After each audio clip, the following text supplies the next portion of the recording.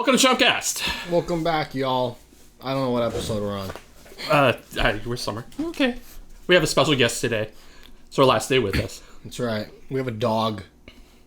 That's it. Yeah. A trendy dog. Yeah, Sheba. Little Shibi. That's right. It's her last day here as of recording. Yeah. And you'll never see her again. Until she comes over again. Probably. You gonna get down? There you go. Alright, she's gone. Anyways, so that was short-lived. Yep. But today we're going to be talking about technology. Technology. And how it evolved, I guess, and the downsides. Yeah, pluses and minuses. Yeah. Yeah, especially if, it's interesting how I lived in both worlds, the analog and the digital. Yeah, which one's better? Honestly, in some ways I feel like the analog was better. Really? Yeah, it's like I have a love-hate relationship with technology. Yeah. Why When it works, I love it. Mm-hmm.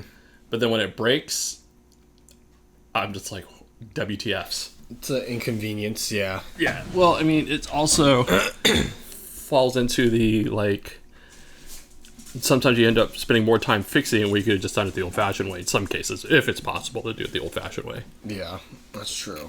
A lot of things are becoming like a screen. Yeah, and the funnier thing is, having grown up with, here's a good example, maps. Yeah. I use Google Maps all the time, exclusively now. Mm-hmm. But I don't remember how. I mean, I still know how to read a map. Yeah. At the same time, it's like I don't remember how I found people's addresses On the map. On the map, yeah, because not so I could get the street and they say, okay, I live in this town or city, whatever. Yeah. And there was depending on what, if you had a road atlas, which were great, you could look up the street name and it'll give you the page and grid coordinates but then the other problem you had as well is so a lot of street, depending on how long the street was. So if the street was several blocks, each block would have a range number. I see. So if you had a good map, it would actually tell you what range number. So I was like, okay, I know it's going to be somewhere in this area. Yeah. Or within this, between these two streets. Mm-hmm.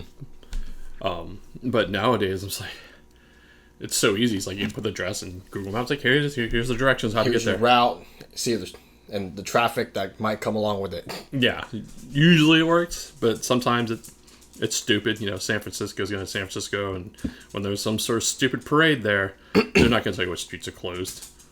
Yeah. For me, Google has a tendency to show which exit I'm gonna have to take last minute, whether I'm going south, north, east, or west. It doesn't say it. Yeah. It just shows the number, and that's it. I'm like, okay, am I going south or north? Because sometimes the exit has two different routes to take if you're merging onto another freeway. Yeah. And it'll show me south or north last minute. I'm like, okay, fuck. There's some cases where I'm in the wrong lane, and it might be too late for me to merge back over to the right lane. I'm like, okay, well, I guess we'll have to take a detour because Google recommended me last minute which direction I'm supposed to go. And then another love-hate relationship with technology was, so I know we're when this episode launches way in the future, but so we just launched our episode on ghosts today. Yes. And one thing I talked about in the episode was EVP that I captured. I have a huge stack of hard drives just because of the nature of my work. I do a lot of work with a lot of media, and those files take up vast amount of space. Yeah. However, this particular piece of footage I was looking for is literally 17 years old. Yeah, it's pretty old. Yeah. So, trying to find the drive it was on has been next to impossible only because a lot of the drives were failing. Failing? Yeah, they wouldn't mount. Oh. So they're basically, the drives are just unreadable. Oh, jeez. So it's maybe it's on that drive? I don't know. Yeah. The drives I could look on, and I was like, okay, it's not on that drive because the files are too recent because I need to go back to 2008. and the drives that are working only went back as far as 2010, like late 2010. Yeah. And the one drive I believe that it's on just will not power up. Jesus. So no way to fix it. It's just I basically just set it to like a data recovery, and hopefully they can recover it. But that's probably gonna be some lost data though. Well, yeah, that's the thing is, and I don't know if it'll actually like that lost data might be the file that I'm looking for. That's the rub. But yeah, it's like it's funny that some of the stuff we have on the tables here. It's like a good example is like, so these are the original Atari 2600 games. That would have been great for consoles. It would have, and I was putting to bring it out there and I totally forgot. But yeah. It kind of falls into this one as well, because like even with our consoles episode, a lot of those consoles, while the consoles still physically work, I don't have a TV to hook them up to. That's true. We don't use AV cables no more and other stuff. Yeah, well, the Atari 2600 didn't even use AV cables. Oh yeah, it had way older technology. Yeah, we had this converter box. It's just you screwed it into the TV or attached it to the TV, and you plugged it into that, and had a little switch between console and TV. Yeah, it was funky, but it worked. Sounds funky. Yeah, so like even if I wanted to play my original 2600 games, it wouldn't be, I just hook it up to my TV, because I can't just hook it up to the TV. I would need to get like you need to get like a bunch of converter cables. Correct. Yeah, and like I don't know. I think it'd just be a hassle to plug it into like a smart TV. Yeah. It'd be cool, but it's just it is a lot of work, or just more money I had to spend to buy a converter box. Yeah. At that rate, I might as well just buy like a tiny box TV. Those get heavy. That's true. Yeah. Like, so my last tube TV and the main reason I bought it is because I actually worked on it. It was a Sony Wega, and it was a 25-inch TV. Damn. And that fucker was heavy. I can imagine. So, I couldn't lift it by myself. Oh, the 2-man job. Yeah, I mean, technically I could lift it by myself, but it's just really bulky and awkward. Yeah, you can't just... Yeah. There'd be a lot of pressure on your back. Well, just that, depending on how you lift it. But it's the way the weight spread forward, distributed, it's just hard to keep your balance. Mm-hmm.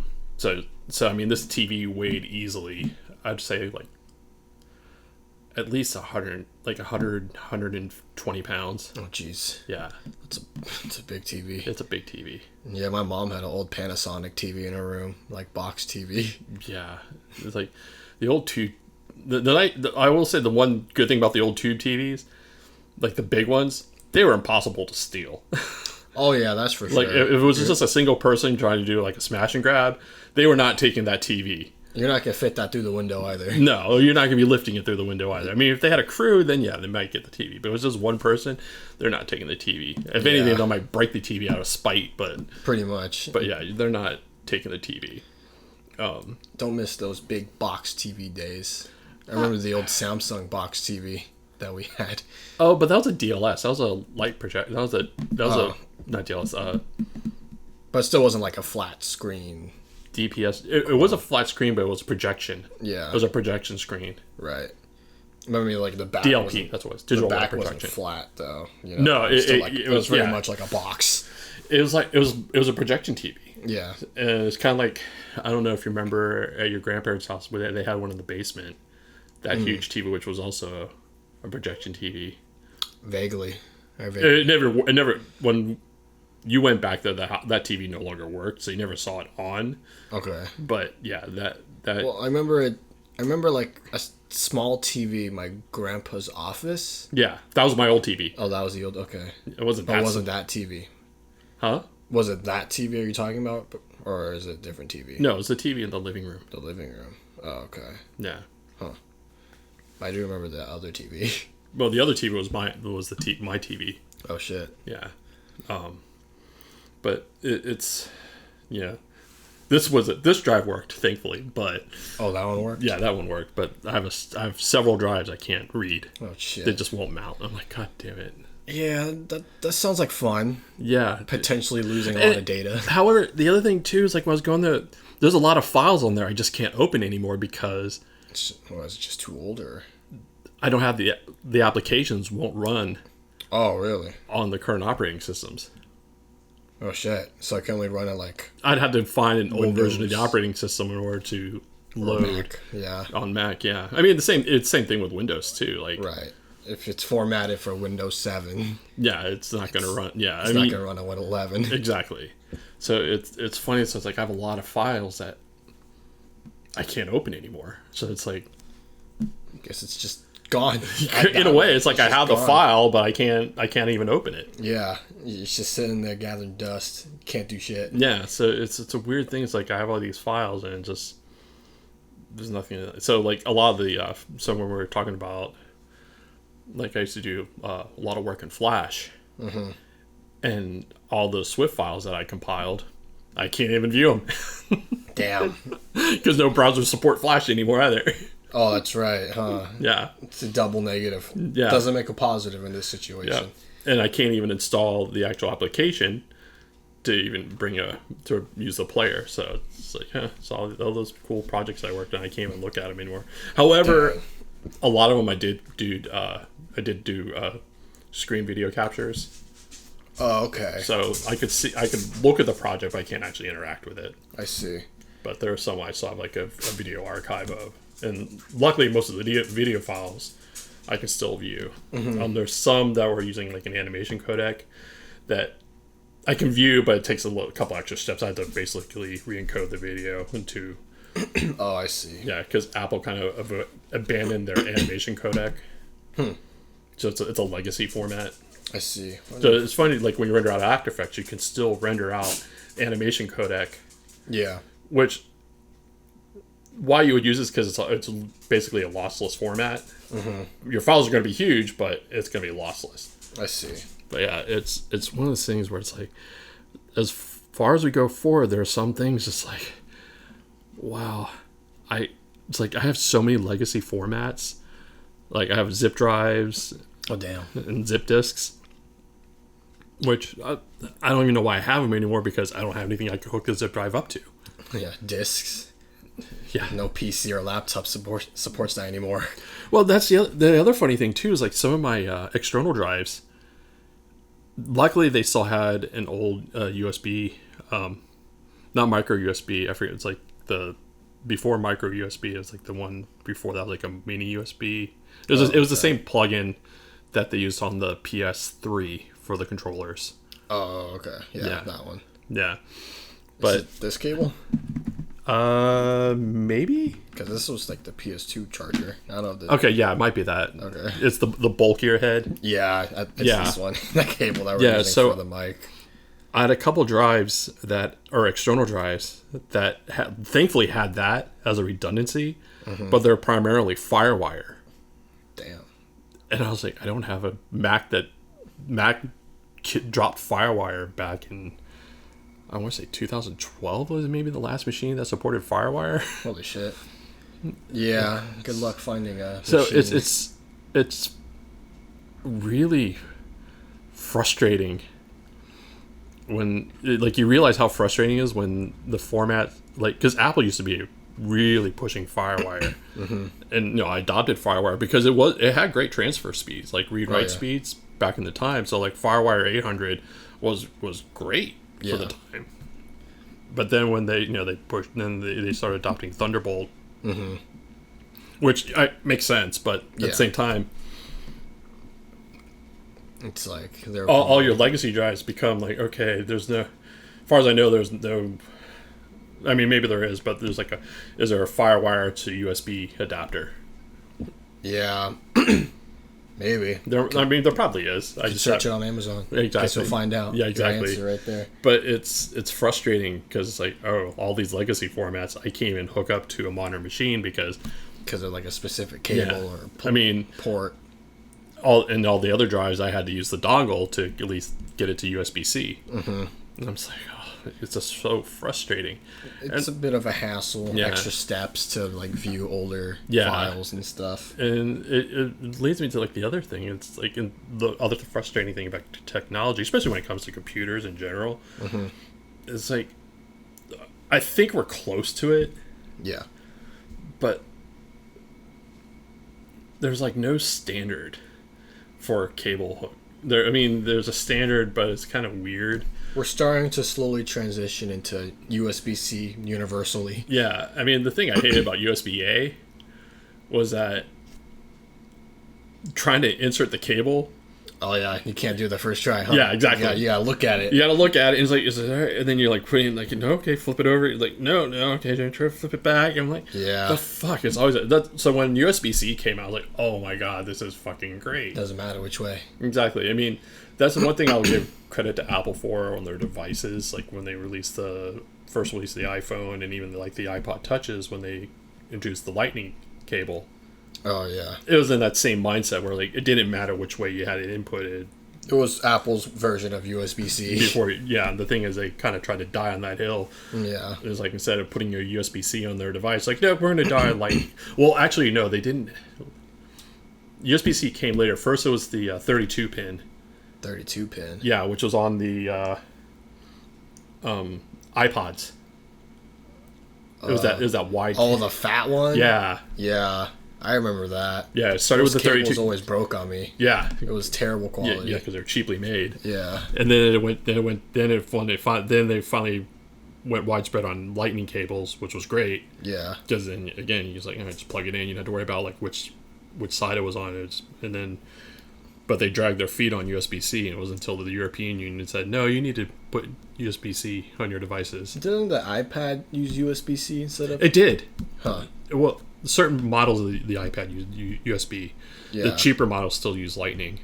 Huh. So you have to pay more money to get USB-C charging? Yeah, pretty much. Interesting. And then, same with the iPhone. I think like the top line used the USB-C first, and their lower models were still Lightning, and now all of them are USB-C. Oh, I see. Because like the iPhone 16 is USB-C. Yeah. Like every model. Exactly. As far as I know. Yeah. I see. I wonder why. I mean, I know why Apple is trying to die on the hill just for money. Exactly. Yeah, you gotta buy our Thunderbolt cables. You need dongles. Who doesn't want like a dongle? Exactly. You guys want to spend $40 on a cable that'll break in like 2 months? Yep. Yeah, you make money. Exactly. And yeah, so it's like this past week was a lot of technology frustrations, and I was like, this would be a good topic to talk about because I've been frustrated by technology a lot lately. I mean, even for cars, their dashboard is going to be like, it's just all screen tech now. There's no analog. Oh, there's no buttons. Don't even get...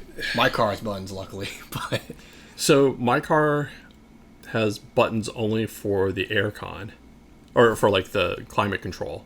Oh yeah. But even the climate control, I can control in the screen. You could. Yeah. So it's two places I can. I mean, there's some things I can only do on the physical buttons, but a lot of it I can just do on the display. The problem I have with the display is sometimes, and you've seen it happen when we're driving, it'll reset. It does reset. And I don't know why yours resets a lot. Mine is like I don't know if it's an Android Auto issue or if it's the vehicle. That's the thing that I don't know the whole thing just like crashes and then it just reboots. Because mine resets, but not as often as your car. Because I think I've only seen my display reset. Like, but yours isn't wireless, right? It's wired and wireless. Oh, it is wireless? Yeah, I use wireless. Yeah. Okay. I wasn't sure if you had wireless Android Auto. Yeah. Because in my old car, it never did that. But it was only wired. I could only do... Yeah, you can. I didn't have wireless. Yeah. And as cool as my digital dashboard looks, I still prefer an analog dash. Oh yeah, if that screen fails, you're doomed. You're not gonna know how fast you're going, how much gas you got left. Actually, you would be able to at least be able to tell how fast you're going because Google Maps actually displays your speed. Oh yeah, it does do that, huh? Mm-hmm. It's not very accurate. It's pretty accurate. I mean, it's not 100% accurate, but it's close enough to like... It's like off by like 1 or 2 miles per hour. Basically, you're safe enough to not to get caught speeding. That's true. Yeah. If you're like, because you're within that 5 mile per hour margin of error. Mm-hmm. But you're not gonna tell how much gas you got left, though. That's for sure. No, that you would definitely be boned on. Yeah. The thing is, I don't know if the car would actually allow you to move if the dash didn't turn on. Oh, that's a good point. Yeah, I don't know, but like, yeah, what if the screen just fails? Does the car just stop? It doesn't allow you to move. Yeah. Huh. But like, what if it fails in the middle of driving? Like you're on the freeway going 80 or whatever, and it just It'd probably force you to pull over. Yeah, it'll just gradually slow down. Yeah. I see. At least it's not like a Tesla, if that were true, because Teslas I've seen like they just stop. Oh man, I've seen. Did you see that one? Which one? The one on the Bay Bridge. Oh yeah, that car cost like 7 car crashes or something. Yeah. Whatever. 7 accidents. Yep. Because the guy behind that Tesla did brake, but then the people behind him didn't brake. I mean, we've driven across that, and we know how people drive on that bridge. People don't know how to keep a following distance. People will tailgate. Yeah, they will ride your ass, and then the car behind the Tesla, like you said, he slammed his brakes in time. Yeah, but the car behind him was like so close, like nope. There's just no time. Yeah, it was a domino effect. Yeah, that's a safety hazard on Tesla's part. Yeah. Why does the car just immediately stop if it like dies or deactivates or whatever? It was I can't remember. I think it was like a false detection or something like that. Oh, really? Yeah. I mean, I've definitely had false detections like when I'm backing out in the driveway. For some reason, sometimes it'll think, I guess it's a ghost, you know? Mm-hmm. Right. But it'll just slam, just complete stop. I'm like, look, and it freaks me out every time it does it. Mm-hmm. And I'm looking behind me, there's just nothing there. Like, well, I think for that Tesla thing, it just the car just died. There wasn't like a false detection, I think. Yeah, but it hit its brakes and just. Yeah, I thought it would just gradually. Yeah, I thought it would just slow down, but no, it just went nope. We're done. Hard stop. Hard stop. You're going 75? Oh, bummer. You're going 0 now. Yep. 75 to 0 in like 1 second. Yeah, exactly. So, if these Tesla owners want something to brag about, instead of bragging about your horsepower, you can brag about your brake power. Yeah, I can go 75 to 0 in like 1 second. Mm-hmm. Yeah, eat that one. But, it's really interesting seeing how the way I've consumed information's changed drastically. Yeah. Like, I remember going to a library to look stuff up. I only went to a library to print stuff out. That was it. But, now it's like, I was like, why do I need to go to the library? I have everything I need right in the palm of my hand. That's right. The power of the sun in the palm of your hands. Yeah. But the funny thing is that, so there's this series, like it was like a mini series on History Channel. It was called I think it was Life After People. And one of the things they brought up in the show, and you don't really think about it, but for all the technology we have and all the modern advances, the way for communicating and keeping information, you look at the problems I had just trying to find a file. Yeah. That's like 17 years old, right? If some mass solar flare, whatever, sends us back into the dark ages, or we just poof disappear, right? All the stuff that we've created in the modern age, it's pretty much gone. Yeah, huh? There's like one solar flare can just push us back. I mean, there's no real written record. I mean, we have books. Yeah. And if the books are kept in a, like the National Archives, those books will last for a good long time. Yeah.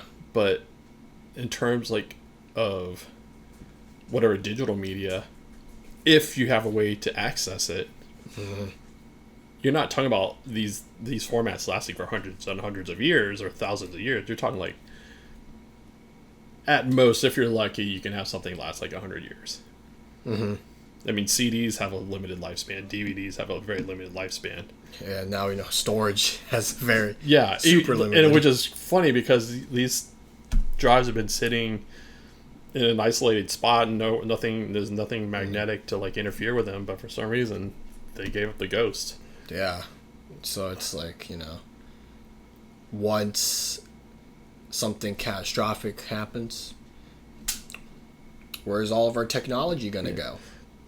But the irony is that stuff from like the time, Egypt or Sumeria or Mesopotamia and stuff like that, that shit will still outlast all of us. Like our seven wonders.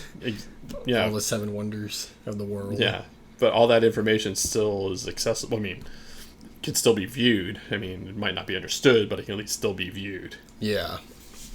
Yeah, it is a interesting thing to think about. Technology is like kind of a temporary. It's funny how stone is still the most advanced thing to keep information to last Like thousands, millions of years. exactly.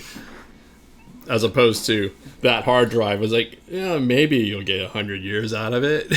Yeah, you would think. But providing you have a machine that you can hook it up to actually read the data. Yeah, you would think technology would top a stone.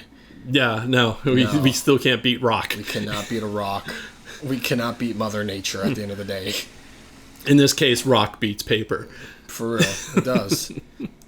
Yeah, I never had any tech problems because I don't really have like hard drives like that Yet. yet.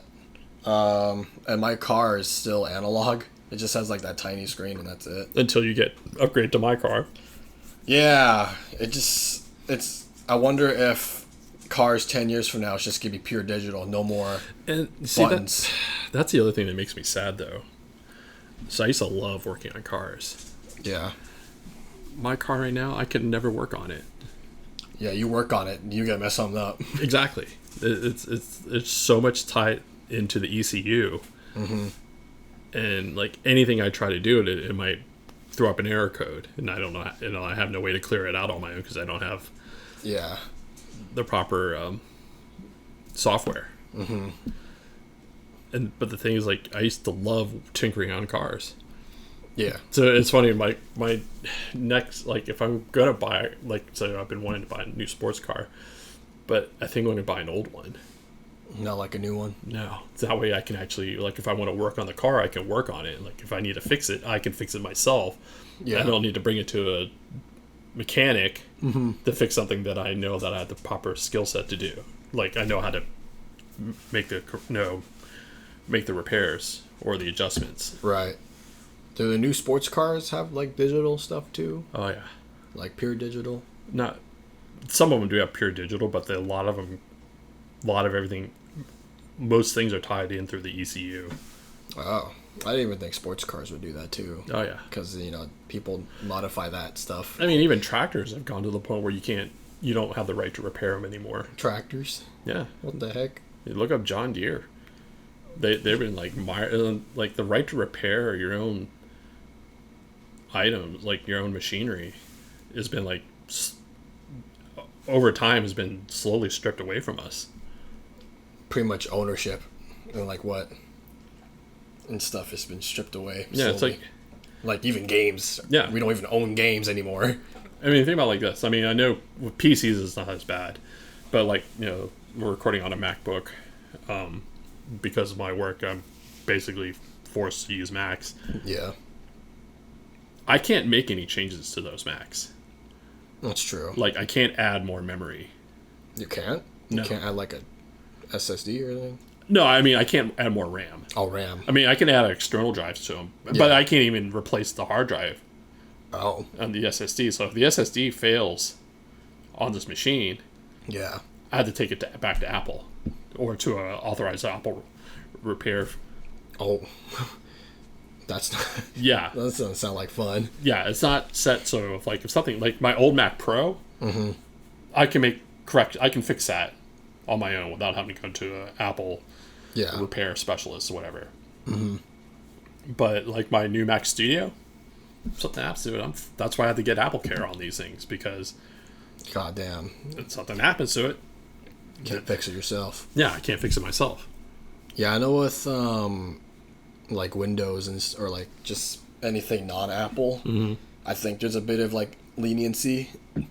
Because I know with my laptop, I was able to like configure it here and there. Yeah, Like I can't change out like the graphics card or the CPU or anything, Mm-hmm. but I can still add other stuff to it. yeah. Like my Z workstation, it was great. I could add more hard drives to it. I could switch out the base hard drive. I could add NVMe Yeah, drives to it. I could add more RAM to it. yeah, So I could swap out the RAM chips, and it's like, okay, 16, like my old one, I only had base came with 16, I upgraded it to 64. mm-hmm. And I was like, it was super easy. yeah. Barely an inconvenience, But on a Mac, nope. What you pay for is what you get. pretty much. And the thing is that they charge so much money for memory On a Mac. on a Mac. Yeah. Yeah. It's absurd. I've seen prices. Yeah. And the thing is, sometimes you can't just, in order to get like a certain memory configuration, you say, oh, well, in order to get this, you have to upgrade your processor to this. Mm-hmm. It's annoying. It's a lot. And I feel like when technology further advances, the more ownership we lose, because it's just like now we have to depend on these workers. Yeah, I mean, that's the annoying thing. And these companies to... Well, that's new. Yeah, it is new. I didn't do anything. What the hell is that green bar doing there? Okay, I don't want a whiteboard. Okay. Interesting. Yeah. Speaking of technology problems. Yeah. And just doing this podcast. Yeah, there's been some... We've had a lot of There's been some technical difficulties. A lot of technical problems we've had. I mean, it's also a learning curve for us. But at the same time, like, we... Just trying to get the the resolution for the cameras to be consistent. Mm-hmm. We run into issues like, oh, it's only recorded at 1080. Like, we try to record these at 4K, but for some reason, sometimes it's like, nope, it's only recorded at 1080, and there's nothing we can do, because once we shot the episodes, like, do we really want to shoot an hour again? Yeah, exactly. And then the main camera would have like 6 frames per second sometimes. Yeah, exactly. So why is that?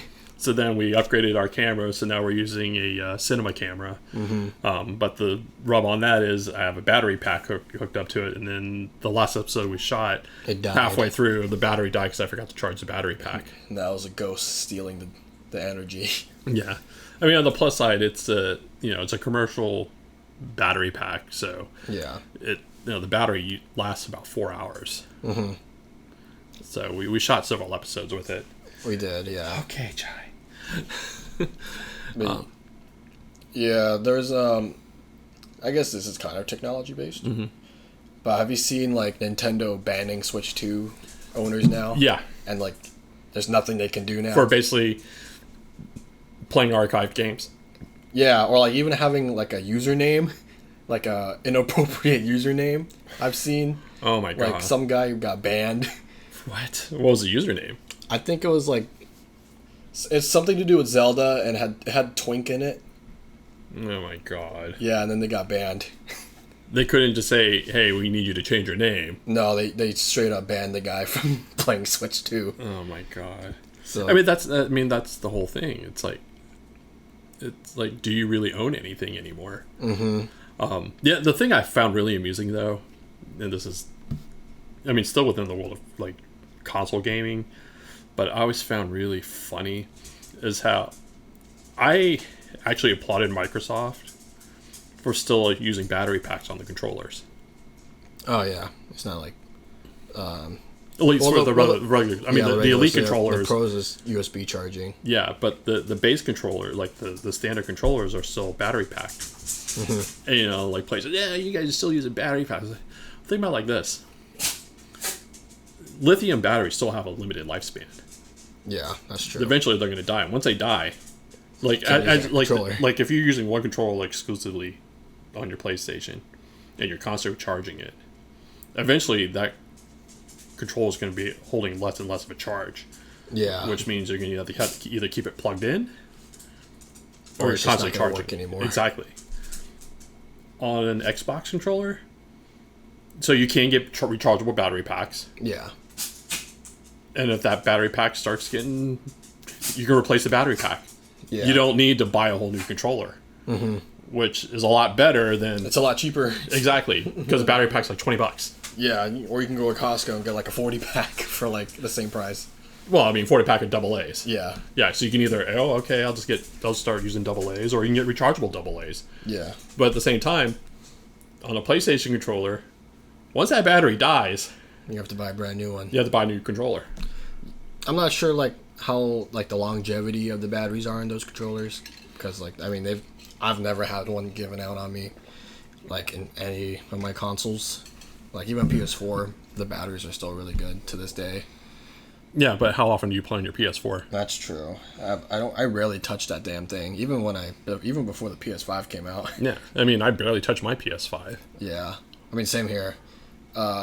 So maybe, maybe that's why my batteries are still good. Yeah. Because I really play on my PS5. Exactly. And then the other thing, too, is those people that are playing on their PlayStations, they've bought extra controllers, too.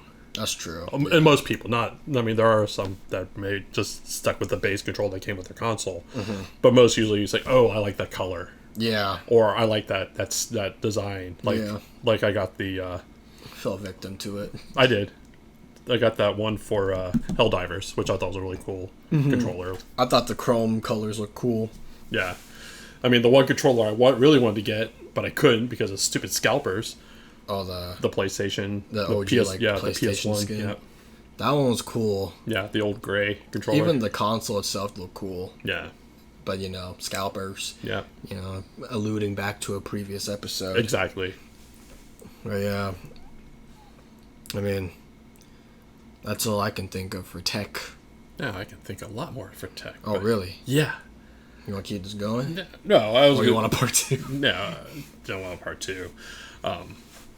But yeah, it's just. I think the long and short of it is, like I said earlier, when technology works, it's great. Mm-hmm. But when it doesn't work the way it's supposed to, it's annoying and it's frustrating. And I just want to throw it out the window sometimes. Yeah, because sometimes you don't even know what's going on. Yeah. I mean, think about it like this. Like when your Wi-Fi isn't working. Oh, yeah. Or you're on your computer or you're on your phone. Like lag spiking. Like, what the fuck? Exactly. And why am I lag spiking? Exactly. And you're like, I have a solid connection. And you're like, no, I'm saying you do, but you don't. Guys, I'm rubber banding on what's going on. Exactly. I think my brother's watching porn again. If he's watching porn, we're going to have another talk. Yeah. Oh, God, hope not. Yeah, seriously. But internet's open to everyone, so who knows? Mm-hmm. But... I mean, he is advanced for his age, but hopefully not that advanced. Advancements go a long way. Mm-hmm. We've seen it with technology. Yeah. A little shoe tie. Yeah, see, I passed English class. Did you? No, I didn't, actually. Yeah, that's what I thought. But yeah. Oh, yeah, it's another thing. I can't use this anymore. Why? There's no drivers for it. Really? Yeah. But it's a USB. Yeah, but the, Razer... the Razer stopped supporting that? Yeah. Which makes zero sense. I loved using this, especially for doing my CG work because I could hotkey. Oh, yeah. And now I can't use this anymore. That'd be a great gaming keyboard, too. This was designed for gaming. Yeah. Oh, yeah, it was Razer. Yeah. So I wonder why they deactivated. That'd be great for League of Legends players. Yeah, I can't use... I tried hooking up to my PC a couple of years ago, and I was like, it wasn't registering. What? There was no driver found for it. That's so sad. Mm-hmm. Damn, I wonder, because I remember a lot of people used that back like a couple years ago. Mm-hmm. Like, okay, maybe not that recent, but like a while ago. Yeah, because I used to use this for all my hotkeys when I was doing modeling work. I was like, okay. Because I could just, that way I didn't have to keep going through the menu bars. And yeah, or press command or function. Exactly. Whatever. No, that's exactly it. I mean, this was a great piece of technology, which is now just a fancy looking paperweight. Now it's just plastic. Yeah. Interesting ergonomics. Yeah. Looking plastic. It'll be a prop for some video we shoot or something. I don't know. It's a prop for this one. Yeah, it is a prop for this one. Yeah, it's just a prop now. Yep. Yeah. But yeah. Now that's all I got. All right. Guess that's it. That's it. With short and sweet. Short and sweet. Maybe technology will have more problems. Oh, no, it'll definitely have more problems. It'll have more problems, yeah. So we'll have more stuff to talk about for technology. Yeah. We'll come back to it. Mm-hmm. Like a couple years. Yeah. But, in the name of technology, make sure to like and subscribe. And hit the bell. Or else the dog is dead. You understand me? Well, I'm putting the dog's life in your guys' hand now. Not the dog. The dog's cute. I know the dog's cute. And if they think it's cute, they better hit the bell. The dog's life is on your hands. You mean? Yeah. Or I forgot you did fail English, right? I meant to say blood. Yeah. Okay. But, thanks for watching. Thanks for joining. Yep. And we'll see you on the next one. We'll see you in the next one. Bye bye. Bye.